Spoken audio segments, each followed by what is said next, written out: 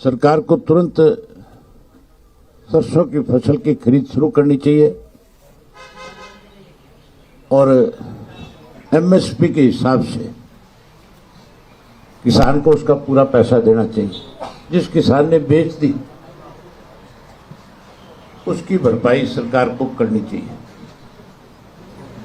ये किसान सदा से किसान विरोधी रही है। अखबारों में झूठे दावे करते हैं और हकीकत में किसान को कमजोर करने के लिए रोज नई योजनाएं बनाते हैं।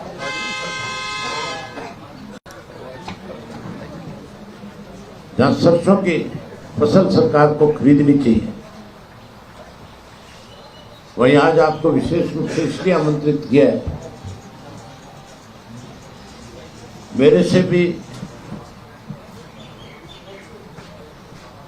पहले से इंडियन नेशनल लोकदल पार्टी को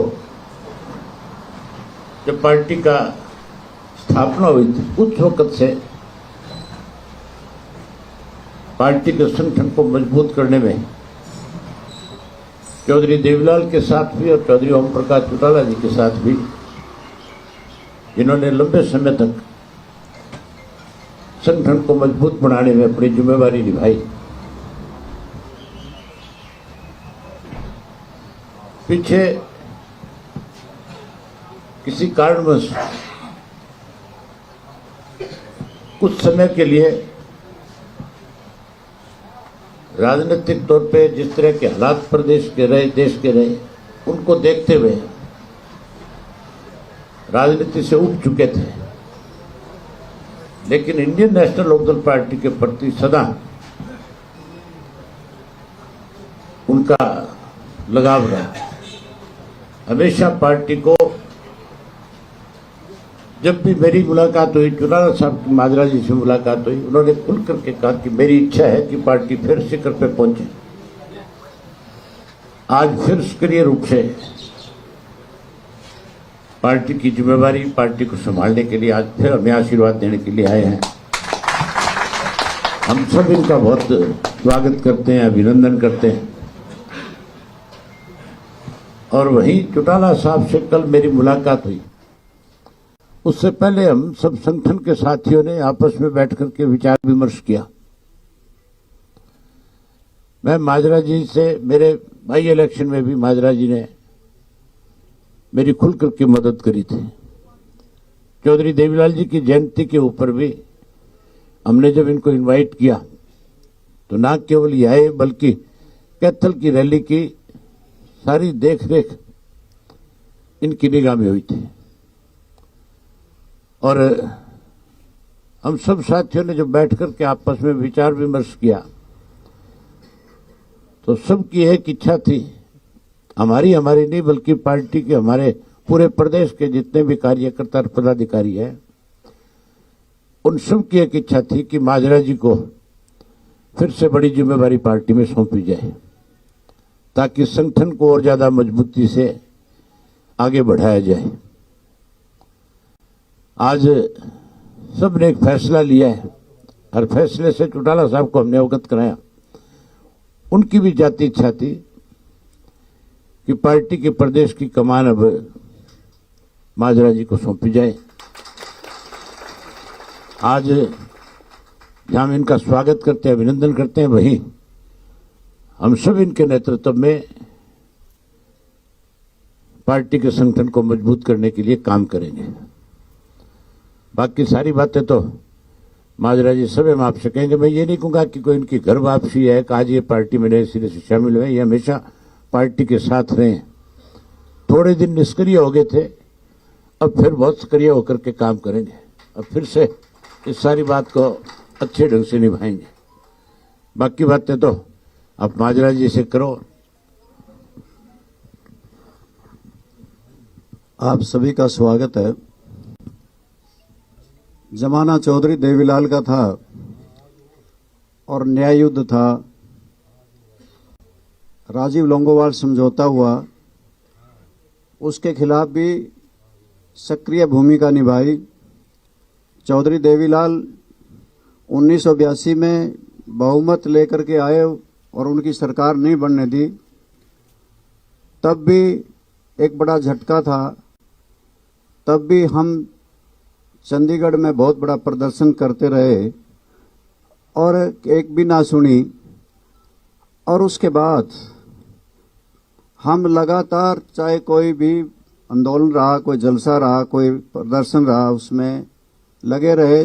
चौधरी ओम प्रकाश चौटाला जी के साथ, चौधरी देवीलाल जी के साथ, और बढ़ चढ़ करके काम किया। ये ठीक है, परिवार में भी कुछ मतभेद हो जाते हैं। कुछ समय के लिए, 2-3 महीने के लिए ऐसा हुआ कि वो मतभेद हुए और अभय सिंह चौटाला ने ये चैलेंज कर दिया था कि 3 काले किसानों के कानून जो आए हैं, जिसमें एमएसपी नहीं रहेगा, अत्यधिक भंडारण की इजाजत बड़ी कंपनियों को दे दी और भू के मालिक बड़ी कंपनियां हो जाएंगी। इन्होंने कहा कि मैं 26 जनवरी तक अगर ये वापस नहीं लिए, मैं इस्तीफा दे दूंगा और किसान आंदोलन में कूद जाऊंगा। 26 तारीख आई तो 27 तारीख को इन्होंने अपना इस्तीफा दे दिया और दिल्ली के चारों तरफ किसान बैठ गए और मेरे से भी फोन पे कहा कि आप भी इस बीजेपी को छोड़ दो, क्योंकि किसानों का आंदोलन पीक पे है और इसमें आपकी जरूरत है। मैंने तुरंत से आप सबसे मुखातिब होके भारतीय जनता पार्टी को तिजांजलि उसी वक्त दे दी थी और हमने पूर्व विधायकों ने स्वर्गीय श्री नफे सिंह राठी की अध्यक्षता में सब ने मिल करके कोई 150-200 जाकर के दिल्ली के बैठे किसानों को समर्थन दे करके आए और उसके बाद उस किसान आंदोलन में भी अपनी भूमिका निभाई। साथियों, आज कुछ ऐसे बातें हैं कि सरकार के कुछ दावे इस प्रकार के हैं, हमारी पारदर्शी सरकार है, 32 से 42 पेपर भेज दिए जाते हैं और फिर ये कह देते हैं कि हमारी सरकार पारदर्शी है। 235 कोऑपरेटिव बैंक में लगा दिए जाते हैं बुला बुला के घर से, और हमारे वहां के विधायक पर्चा दर्ज कराते हैं पुंडरीके के मेरे बेटे से पैसे ले लिए, जिसका समर्थन भी भारतीय जनता पार्टी को है। और इसी प्रकार से हमारे नौजवान बाहर जा रहे हैं, विदेशों में जा रहे हैं, ले दे के फौज थी उसमें भी अग्निवीर कर दिए। और इन्होंने ये कहा विशेष तौर से कि किसान के लिए हम आमदनी दोगुनी कर देंगे, ना दोगुनी हुई, ना स्वामीनाथन योग की रिपोर्ट लागू हो उसकी, ना एमएसपी का कानून बना और जीएसटी भी किसानों पर ही ज्यादा थोपा गया। और ट्यूबवेल के कनेक्शन लेने के लिए भी एक जटिल प्रक्रिया बनाई, जिसके वजह से ये किसान बहुत दुखी है, जवान दुखी है। और सरकार कहती है हम पारदर्शी हैं। इस देश में चुनावी बॉन्ड का कितना बड़ा महा घोटाला हुआ है कि या तो ईडी का डर दिखा के या आगे उद्योग स्थापित करने के लिए, धंधे देने के लिए, ठेके देने के लिए इतना चंदा इकट्ठा किया गया, जो चुनावी बॉन्ड का बहुत बड़ा घोटाला आज भारतीय जनता पार्टी ने किया है। और हर जिले में 5 सितारा दफ्तर बने, वो कहां से बने? ये बातें जो लगती हैं कि कहते हैं कि हम 400 पार करेंगे, इसका मतलब तुमने ईवीएम मशीन को पहले से सेट किया हुआ है। आज किस प्रकार से कि इनके ऊपर भी प्रश्न चिन्ह लग रहा है कि वीवीपैट के मामले में तो ये खामोश हैं, परंतु इसकी पैरवी जरूर करते हैं कि 400 पार करेंगे। ये हरियाणा में भी दावा किया था कि 75 पार करेंगे, 50 हारे थे, 40 जीते थे। इन परिस्थितियों को मद्देनजर रखते हुए कि हरियाणा प्रदेश में कोई व्यवस्था नहीं बदली, ना तो एसवाईएल का पानी आज क्या। एसवाईएल का प्रस्ताव सबसे पहले सारे समझौते रद्द करने वाली पार्टी कांग्रेस है। और इसी प्रकार से एक पार्टी और हमारे हरियाणा प्रदेश में आई, उनकी आप पार्टी की गवर्नमेंट पंजाब में बनी। उन्होंने पंजाब की विधानसभा में पहला रेजोल्यूशन ये पास किया कि हम एसवाईएल का पानी हरियाणा को नहीं दे सकते, जो भगवत मान की सरकार बनी है। और इसी प्रकार हमारे हरियाणा में जहां एसवाईएल सूखी है, वहीं पे हांसी बुटाना नहर भी सूखी पड़ी है। और ये लोग कहते हैं कि हमने एक समझौता, जमुना जल समझौता 1994 में हुआ था, ये कहते हैं कि हमने राजस्थान को पानी जमुना का देने का समझौता भारतीय जनता पार्टी की सरकार ने किया। अगर बारिश के दिनों में पानी अतिरिक्त था तो वेस्टर्न जमुना में पैसा क्यों खर्च किया जा रहा है कि उसमें अगर ज्यादा पानी होगा तो वेस्टर्न जमुना को देंगे। अगर ज्यादा पानी था, अगर वहां पे पानी उपलब्ध था तो दादूपुर नलवी नहर को क्यों नहीं दिया गया? क्योंकि उसका भी ऑब्जेक्टिव खोदने का, बनाने का यही था कि बारिश के दिनों में अतिरिक्त पानी दादूपुर नलवी नहर में दिया जाएगा। अवेलेबिलिटी ऑफ वाटर के बारे में कोई स्टडी नहीं की गई, हाइड्रोलॉजिक स्टडी कुछ नहीं की गई। कह दिया कि 3 पाइप से राजस्थान को पानी जाएगा और 1 पाइप को हरियाणा के दादरी और भिवानी को पानी मिलेगा। ये फिजिबिलिटी है ही नहीं। हथनी कुंड बैराज से पानी आप जाके राजस्थान ले जाएंगे, ये संभव ही नहीं। ओखला से पहले पानी मिलता है राजस्थान को, वहीं से दिया जाना चाहिए और हरियाणा वर्षों से इसका विरोध करता रहा है। आज भी हरियाणा के लोग तो विरोध करते हैं, परंतु मुख्यमंत्री, भूतपूर्व मुख्यमंत्री ने, मनोहर लाल जी ने इस पे दस्तखत कर दिए। ये हरियाणा प्रदेश के लोगों के साथ खिलवाड़ है और हरियाणा की प्यासी जमीन को पानी की जरूरत है और वो राजस्थान को देना चाहते हैं। ये गलत है, फिजिबिलिटी ही नहीं है। ना हरियाणा प्रदेश को SYL मिली, ना हरियाणा प्रदेश में कोई हांसी बुटाना नहर में पानी आया। दादूपुर नलवी नहर बंद कर दी और अब पानी राजस्थान को देने का समझौता कर लिया। ना हरियाणा की राजधानी बन सकी, ना अलग से हाई कोर्ट बन सका, कोई व्यवस्था बदली नहीं, बल्कि अनेकों प्रॉब्लम खड़ी कर दी। परिवार पहचान पत्र की खड़ी कर दी, मेरी फसल मेरा ब्यौरा की खड़ी कर दी कि फसल किसी की, ब्यौरा किसी का, और अनेकों घपले और घोटाले हरियाणा प्रदेश में, चाहे शराब घोटाला है, धान घोटाला है, चाहे रजिस्ट्री घोटाला है, पेपर लीक घोटाला है, और अभी अभी सहकारिता विभाग का ICDP का 100 करोड़ का घोटाला है। ये घोटालेबाजों की सरकार है। जहां हरियाणा प्रदेश में अनेकों घोटाले हो रहे हैं, वहीं देश के अंदर भी बहुत बड़ा ये चुनावी बॉन्ड का घोटाला है। ऐसे मौके में मुझे चौधरी अभय सिंह आए और मेरे से कहने लगे, और चौधरी ओम प्रकाश चौटाला भी कई बार मेरे पास भी आए और मैं उनको मिलने भी गया। आदर भाव उनका दिल में यूं का यूं सजोए रखा, और जब भी मिलता तो मुझे यही कहते थे कि आओ रामपाल, तेरा तो घर यही है, मेरा कोई जाना नहीं, मेरा कोई आना नहीं, मेरा तो घर है। और मैं इस मौके पे मैंने सोचा कि कुरुक्षेत्र लोकसभा से चुनाव अभय सिंह चौटाला लड़ रहे हैं। ऐसे मौके में किसानों के लिए इस्तीफा दे देने वाले, हरियाणा विधानसभा को ठोकर मार देने वाले, ऐसे मौके में हरियाणा प्रदेश की जनता की आवाज को हरियाणा की विधानसभा में बुलंद करने वाले, ऐसे मौके में कि वो लोकसभा का चुनाव लड़ रहे हैं, तो मुझे तुरंत से अभय सिंह चौटाला का साथ देना चाहिए। और मैं इस मौके पे, इसलिए अगर सत्ता की मलाई खाने की कोई चाहत नहीं, पहले भी ऐसा कभी सोचा भी नहीं। ये कोई लोकदल पार्टी में आज को ये भी नहीं समझ पा रहा होगा कि बहुत बड़ा फेरबदल होकर के सरकार बनने वाली है। निकट भविष्य में कल क्या हो जाए, ये तो संभावनाएं रहती हैं। संघर्ष के बलबूते पे ही किया है, आगे भी संघर्ष को ही चुना है। आज केवल अभय सिंह चौटाला और चौधरी ओम प्रकाश चौटाला के नेतृत्व में संघर्ष करने आए हैं, लड़ाई लड़ने आए हैं और जनता की आवाज को बुलंद करने आए हैं। धन्यवाद।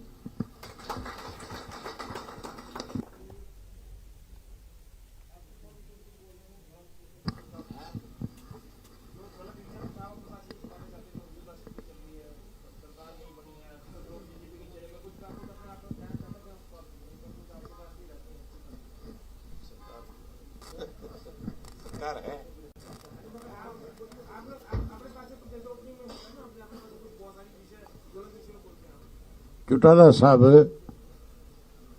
जब कभी भी प्रेस के साथी उनसे मिलते थे, हमेशा एक बात खुल करके कहते थे कि ये सरकार जाएगी। और आज इस किस्म के हालात है कि सरकार लोकसभा के चुनाव के चलते चलते भी टूट सकती है। जिस तरह से कल मंत्रिमंडल का गठन हुआ है, उससे नाराजगी बहुत बड़ी है लोगों में। सत्ता के साथ जुड़े हुए जो लोग हैं वो परेशान हैं। मुझे, हाँ, MLA है, सत्ता के साथ जुड़े हुए था। दूसरे लोगों पे क्या असर होना है? हाँ, जो MLA साथ दे रहे हैं, खास करके जो इंडिपेंडेंट और जो JJP वाले, ये बहुत दुखी हैं। जानकारी तो आपको भी होगी खैर, है? यानी मेरे से ज्यादा जानकारी होगी, लेकिन कुछ जानकारियां मेरे पास भी आई है। जो पार्टी का सबसे मजबूत आधार है, वो सबसे ज्यादा खपा है। विज साहब के चेहरे की जो हंसी है, उससे लगता नहीं आपको कि वो एक दिन भी सरकार को बर्दाश्त नहीं करना चाहते। कोई ऐसा मौका आया तो मुझे लगता है सबसे पहली मोहर उन्हीं की लगेगी। सरकार तो है ही नहीं। सरकार तो अगर होती तो फिर मुख्यमंत्री का पहले दिन यह बयान आना चाहिए था कि मैं कानून व्यवस्था ठीक करूंगा। फिर तो किसान की फसल की एमएसपी पे खरीद शुरू हो जानी चाहिए थी।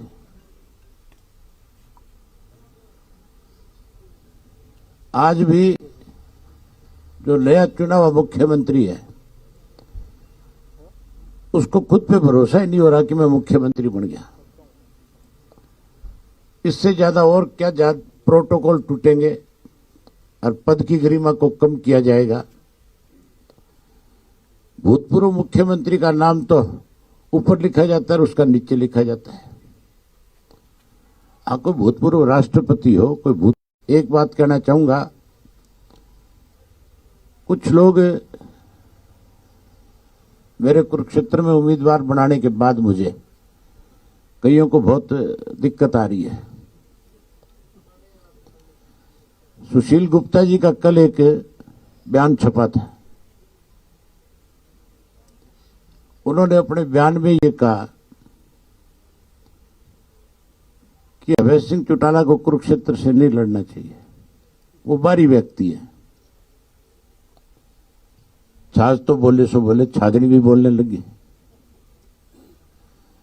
गुप्ता जी शायद भूल गए बेचारे कि वो कभी हरियाणा के थे, अपना व्यवसाय करने के लिए दिल्ली चले गए और दिल्ली से राज्यसभा के मेंबर रहे। हरियाणा से कभी कोई वास्ता नहीं रहा। अब उम्मीदवार बनकर के आ गए। मैं गुप्ता जी बता दें कि मेरा कुरुक्षेत्र से बहुत पुराना रिश्ता है। मैं पहले लोकसभा का चुनाव लड़ चुका हूं और उसके बाद अर्जुन लड़ चुका है। लड़ने की बात नहीं। प्रदेश चौधरी देवीलाल का पूरे प्रदेश में जन्म तो है, ठीक है, हमारा सरसा में हुआ है, लेकिन रिश्ता पूरे प्रदेश से एक जैसा है। हम तो कहीं से भी जा सकते हैं। हमें तो हमारे संगठन ने जो जिम्मेवारी लगानी है उसको निभाना है, लेकिन उनको बोलने से पहले सोचना चाहिए। हरियाणा एसवाईएल का सबसे बड़ा विरोध अगर किसी ने किया तो आप पार्टी ने किया, और गुप्ता जी आप पार्टी का उम्मीदवार बनकर किया है। जैसे दिल्ली से आए वैसे दिल्ली चला जाएगा। मेरी ख्याल जमानत भी नहीं बचेगी।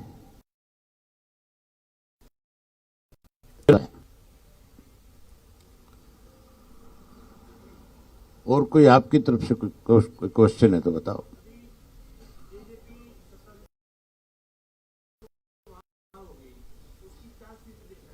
आप बताओ क्या स्थिति देख रहे हो।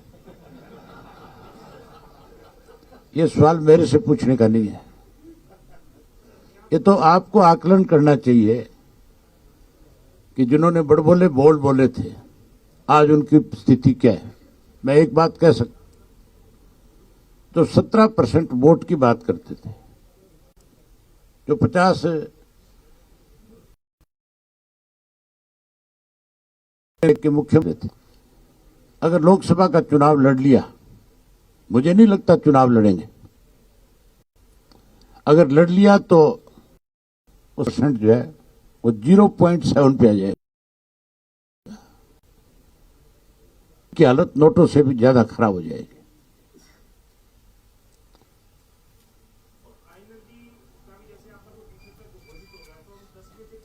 आप मुझे एक चीज बताओ, मेरे नाम की घोषणा के बाद सबको परेशानी हो रही है कि नहीं हो रही है? सही सही बताओ।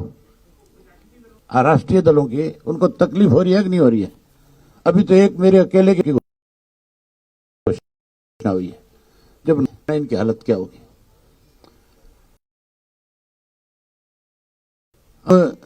और नहीं कर, नाम ने भी झूठ का सहारा लिया।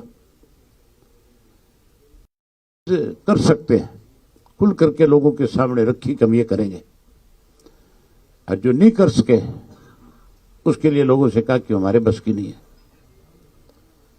लोकसभा के चुनाव के जब नतीजे आएंगे तो बहुत चौंकाने वाले होंगे, बहुत बड़े होंगे। मैं खुल के कह सकता हूं कि हम बहुत अच्छी पोजीशन में रहेंगे।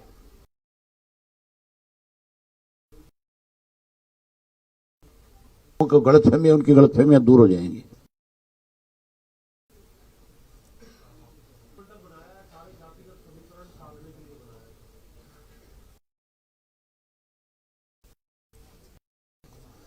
कईयों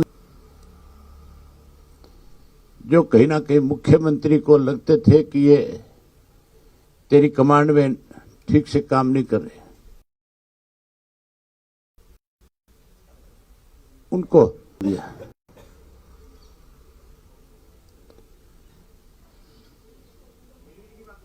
है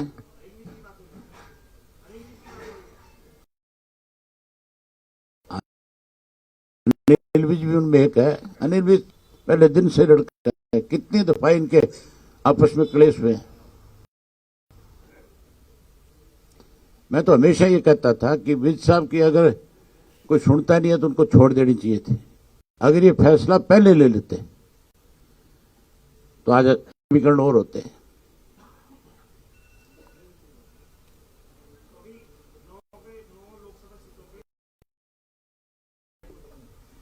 करेंगे हम, 10 की 10 सीटें लड़ेंगे। 10 की 10 पे हमारे उम्मीदवार खड़े होंगे, 10 की 10 पे बहुत अच्छी लड़ाई लड़ेंगे।